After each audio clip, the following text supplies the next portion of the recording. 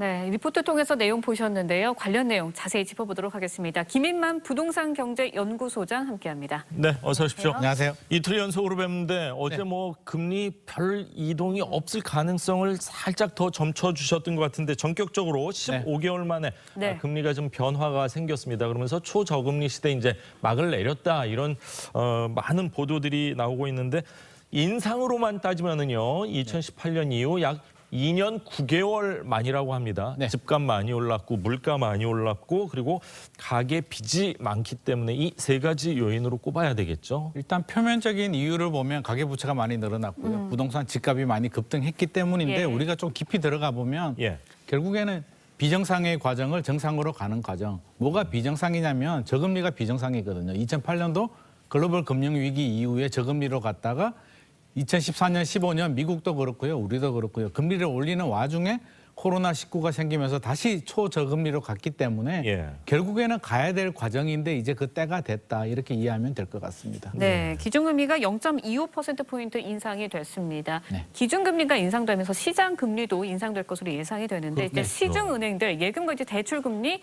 순차적으로 올릴 것으로 보입니다. 주택담보대출, 신용대출 받으신 분들 많이 오르지 않을까 걱정이 앞설 것 같은데 어떻습니까? 굉장히 걱정이 되겠죠. 저는 네. 기준금리 보면 꼭 이게 기름값 같은 생각이 들어서 국제유가 오르면 빨리 오르고 내릴 때는 천천히 내리는데 금리도 그렇거든요. 지금 기준금리가 올랐는데 시장에서는 어느 정도 반영이 됐다라고 하지만 좀 더 빨리 오를 것 같고요. 이게 한 번에 그치지 않는다는 데 문제가 있거든요. 그래서 예. 앞으로 더 많이 오를 것이기 때문에 좀 긴장을 해야 될 것 같습니다. 그렇군요. 주식시장도 지금 고점에서 조금 네. 한 5%, 뭐 많게는 한 10%포인트 정도 지금 그 조정을 받고 있는 상황인데 네. 그런데 사실 더 걱정은 이주열 어제 한국은행 총재가요. 연내에 추가 금리 인상 가능성을 시사를 했습니다. 직접 한번 들어보시죠. 금리를 이번에 올렸지만 지금의 금리 수준은 어떤 여러 가지 경우를 보더라도 여전히 완화적이다 때문에 이번 금리 인상이 저희들 실물 경제에 어떤 기초적인 흐름에 영향을 줄 정도로 그런 부정적 영향을 준다고는 그렇게 생각하지 않습니다. 금융 불균형 누적을 완화시켜 나가야 되겠다는 그 필요성 때문에 이제 저희들이 첫 발을 띈 거죠. 금리하고 주식시장은 뭐 정반대로 움직이는 경우가 거의 대부분이기 때문에 보통 기준금리는 0.25%포인트씩 움직이니까 이러면 올해 안에 1%로 오르지 않겠느냐 이런 이제 주식 투자하는 분들은 많이 걱정하는 것 같아요. 이미 뭐 예측을 했고요. 예. 경고를 했습니다. 이게 뭐 여러 번 올리겠다, 네. 스타트를 하겠다라고 했고 이미 경고하는 거하고 실제로 실행하는 거하고는 큰 근데 이미 차이가 나죠. 실행이 됐죠. 예. 본격적으로. 저는 맞습니다. 추석 이후에 한번 올릴 예. 거라고 생각을 했는데 이번에 한번 올렸다는 얘기는 올 연말까지 한번 더 올리겠다는 시그널이거든요. 그러면 여기서 또 끝나야 되는데 안 끝나고 제 생각에는 내년에도 올릴 것 같아요. 그래서 미국의 테이퍼링 속도에 따라서 2025년까지는 미국이 한 3%, 우리는 한 2.5%까지 오를 가능성도 있습니다. 네, 예. 금융당국에서는 이번 금리 인상을 통해서 가계부채 증가세, 또 주택가격 상승세 완화될 것이라 예측을 했습니다. 예. 내용 듣고 이야기 이어가겠습니다. 저금리가 오래 지속되다 보니까 결국 대표적인 게 이제 차입에 의한 과도한 수익 추구 행위 이 부작용이 나타나기 시작해서 저금리가 끌고 온 양면성이 있는 거죠. 경제 주체들의 차입 비용이 높아지고 위험 선호 성향을 좀 낮추게 되기 때문에 이를 통해서 가계부채 증가세라든가 주택 가격 오름세를 둔화시키는 그런 효과가 있을 것으로 저희들은 기대를 하고 있습니다. 네, 앞서서도 잠깐 말을 했지만 저희가 이제 대출을 받아서 집을 사신 분들이나 네, 이 맞습니다. 코로나 상황에서 신용대출 받아가지고 근근히 버티고 계시는 자영업자분들 입장에서는 굉장히 우려되는 상황이거든요. 네. 근데 금융당국의 기대처럼 이번 금리 인상이 가계대출 증가세, 가계부채 증가세를 완화시키고 뭐 주택가격 상승세를 완화시키는데 정말 도움이 될까요? 이게 중장기적으로는 가능성이 있어요. 여러 번 금리를 올리게 되면 뭐 그럴 가능성 충분히 있고요. 지금 대출도 중단된 상태에서 어느 정도 효과는 있겠지만 부작용도 충분히 예상이 됩니다. 부작용이 뭐냐면 한 번이 아니라 추가 금리 인상을 시사를 했기 때문에 불안한 거죠.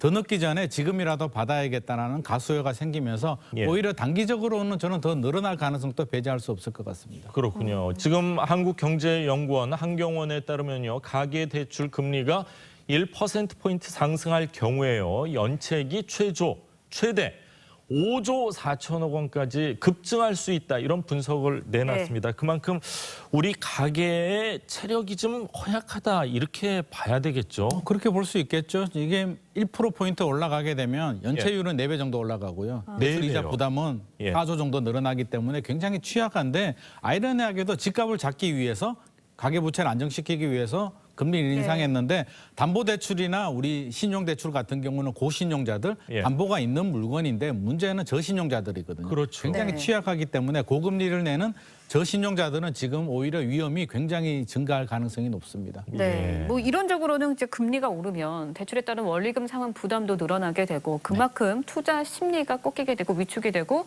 투자 수요도 줄어들게 될 것이다. 그럼 이제 집값이 좀 하락하지 않을까 이런 예상을 할 수도 있을 것 같은데 전문가들은 부동산 시장에 이것 때문에 부동산 시장이 지금 이렇게 가열된 게 완화되지는 않을 것이다. 이런 전망도 내놓고 있거든요. 좀 지켜봐야 되는데요. 0.25는 충분히 예상을 했습니다. 시장에서 예상을 했기 때문에 0.25 한 번만으로는 집값이 안정되지는 않습니다. 하지만 금리 인상은 굉장히 중요한 포인트고요. 앞으로 몇 번이 더 오르냐에 따라서 지금 굉장히 예의주시하고 있거든요. 아마 연내에 한 번 더 올리게 되면 이거 한 번이 아니라 여러 번이겠구나. 앞으로 더 올리겠다는 심리가 확산이 되면서 저는 분명히 영향이 있을 것 같습니다. 근데 지금 한 번으로는 영향이 없고요. 더 중요한 거는 올해 내에 한 번 더 올리느냐가 집값 향방에 굉장한 중요한 포인트가 될 것 같습니다. 그렇군요. 예전에 생각을 하면 뭐 IMF 시기면은 너무 예전 얘기이긴 하지만 그때는 이제 경제 위기가 왔을 때 금리가 한 30% 정도까지 맞습니다. 올라갔었던 기억이 나거든요. 그때에 비하면은 지금 올린다 하더라도 1%가 안 되는 거거든요, 금리가. 그렇기 때문에 이게 어느 정도 선까지 올라갔을 때 집값이 만약 떨어지기 시작하면 그것도 큰 위기가 큰 위기죠. 은행들 뭐 다 부실화될 가능성도 있는데 어느 정도까지 올라가야지 적정선을 유지할 거라고 예상하십니까? 앞서도 제가 간단하게 얘기인데요. 말씀을 드렸지만 저는 한 3%까지는 가야 된다라고 보거든요. 그걸 정상이라고 보고 그럼 있는데. 지금보다 한 200%포인트. 200%가 올라야 돼요. 9배 정도는 오를 가능성이 있는데 미국이 그렇게 우리는 미국을 따라가야 되거든요. 이번에는 전격적으로 우리가 먼저 올렸지만 결국에는 따라가야 되는데 미국도 올리겠다라고 했기 때문에 아마 한 지금이 문제가 아니라 2024년, 2025년 정도 되면 지금보다 2배 오른 금리를 체감할 수가 있어서 미리 좀 리스크 관리는 해야 될 것 같습니다. 그렇군요. 예전만 따졌을 때는 미국보다 당연히 대한민국 금리는 더 높아야 된다 이런 생각을 하고 있었는데 그런 공식은 완전히 깨진 것 같습니다. 이제 어느 정도는 깨졌는데 또 따라갈 수밖에 없기 때문에 미국이 올리면 우리도 올려야 되고요. 미리 좀 준비를 할 필요가 있을 것 같습니다. 마지막으로 부동산과 관련해서 질문을 하나만 더 드리겠습니다. 금리보다는 공급이 더 중요하지 않냐 이런 비판 많이 이러는데 어떻게 보시는지요? 저는 개인적으로 금리가 더 중요하다고 봅니다. 지금 그렇습니까? 부동산 시장은 심리거든요. 진짜 공급이 부족하냐 그러면 집을 굳이 안 사도 되는 사람들, 기다렸다가 사도 되는 사람들도 불안하니까 가수요가 되면서 과수요가 된 거거든요. 그래서 주택 공급을 당장 늘린다고 해서 뭐 많이 나올지도 않고요. 그래서 공급은 꾸준하게 해야 되는 거고요. 금리도 굉장히 중요한 포인트입니다. 그렇군요. 금리도 어느 정도는 내년까지는 꾸준히 좀 오를 것으로 예측을 해주셨고 부동산도 굉장히 그거에 따라서 좀 연동은 하겠지만 생각보다 그렇게 많은 영향은 줄 것 같지 않다 이렇게 또 말씀을 해주셨습니다. 자, 오늘 김인만 소장 말씀은 여기까지 듣도록 하겠습니다. 말씀 감사합니다. 고맙습니다.